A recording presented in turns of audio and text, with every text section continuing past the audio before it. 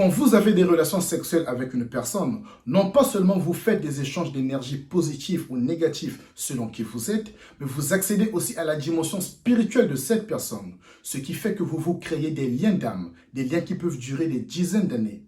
Ces liens peuvent avoir des conséquences négatives sur votre relation actuelle, future, sur votre vie. Bon, sachant qu'il y a négatif et négatif, ça peut aller du très grave au simplement embêtant.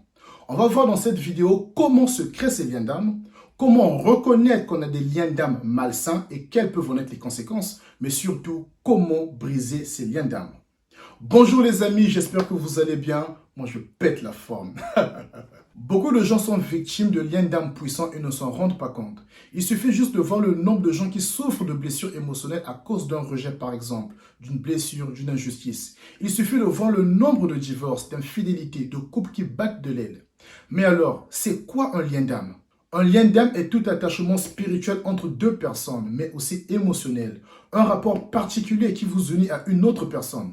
Il est possible d'être littéralement lié ou enchaîné à quelqu'un par l'âme. L'âme, c'est le siège de notre intelligence, de notre volonté, de nos émotions, mais aussi de ce qu'on pense, ce qu'on désire, ce qu'on ressent. C'est comme un stockage de tous les fichiers de notre vie, bons comme mauvais, à ne pas confondre avec l'esprit.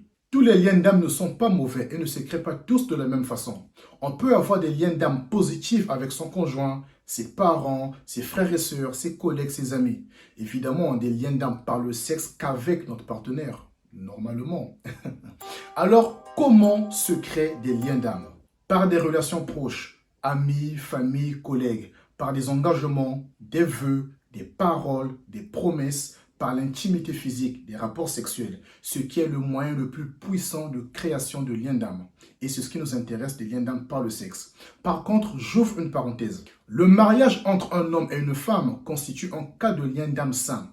Mais je tiens à préciser, je parle ici du vrai mariage qui est avant tout spirituel. Deux personnes qui ont su développer, grandir le divin qui est en eux, de se rapprocher de la source, de devenir de meilleures personnes, autant sur le plan mental, émotionnel et spirituel. Deux personnes qui s'aiment véritablement d'un authentique amour, qui ont pour seul but d'aimer l'autre dans la vérité. Ces deux personnes formeront littéralement une seule chair. Parce que si malgré votre mariage, vous êtes rempli de colère, de vices, de haine, de jalousie, d'orgueil et toutes ces choses, vous vous doutez bien que ce n'est pas la joie et le bonheur qui vous accompagneront tous les jours de votre vie. Il est important pour nous de grandir, de croître aussi spirituellement, de développer ces vertus qui nous fera faire un vrai mariage. L'un devient le prolongement de l'autre. Le couple, leur vie est une vraie bénédiction et leur amour est sans tache. Je referme la parenthèse. Des liens d'âme malsains se créent principalement par des relations toxiques et abusives, que ce soit physiques, mentales, émotionnelles, verbales ou même sexuelles. Il est possible que vous soyez pris au piège dans ce genre de relation au point de ne plus voir d'issue.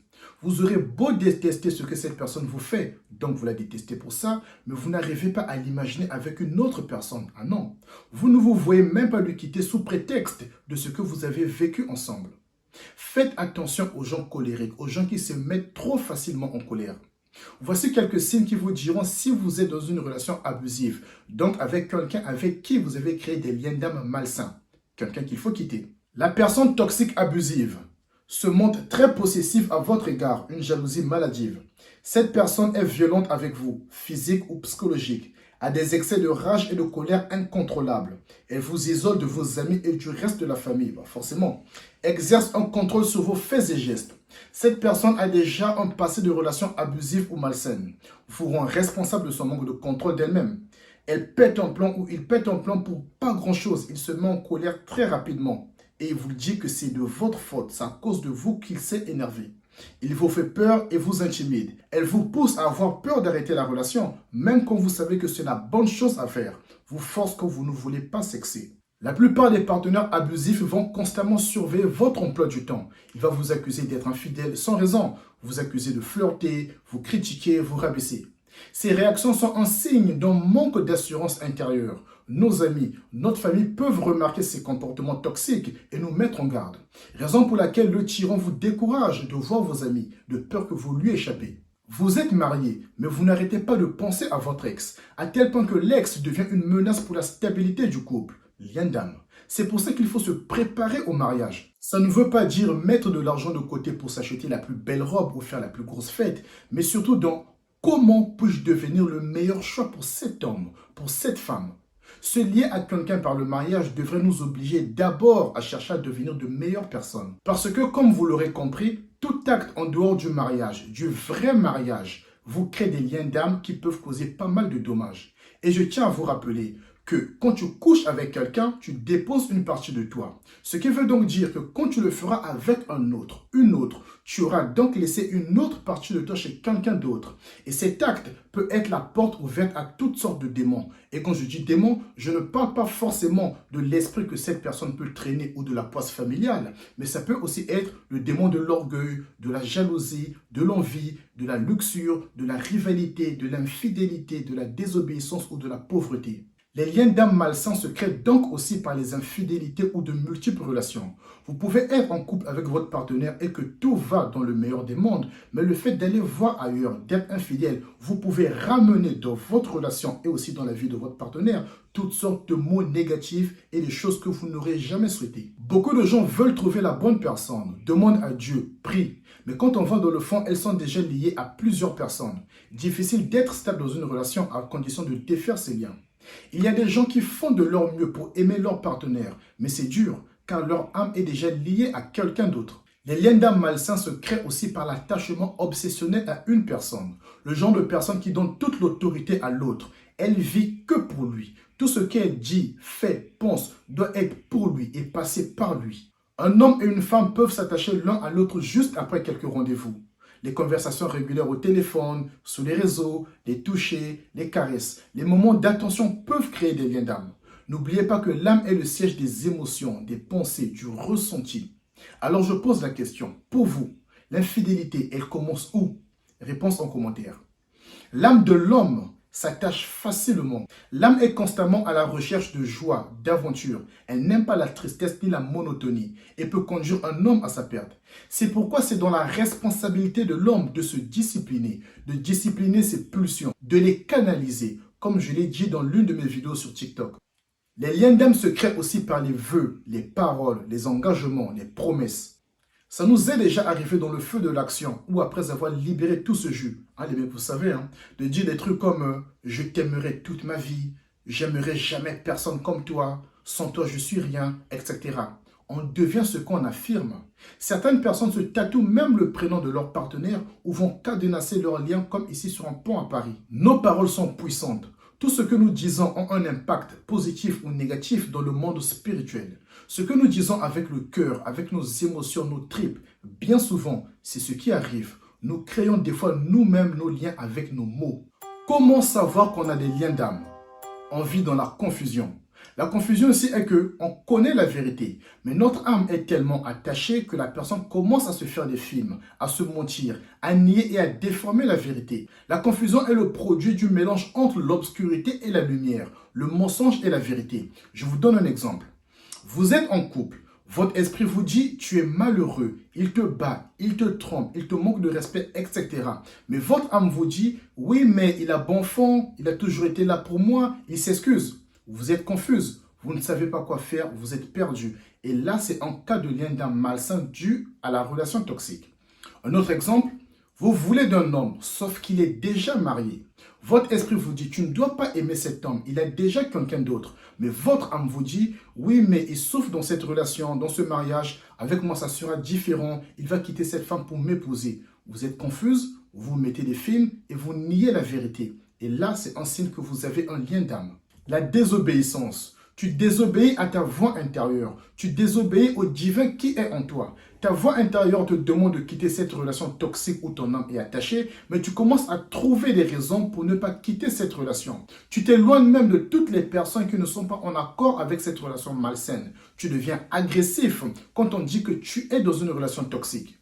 Et même quand tu arrives enfin à quitter cette personne, tu veux quand même maintenir le lien. Alors tu lui gardes en ami sur les réseaux, les appels, les SMS, soi-disant pour rester de bons amis.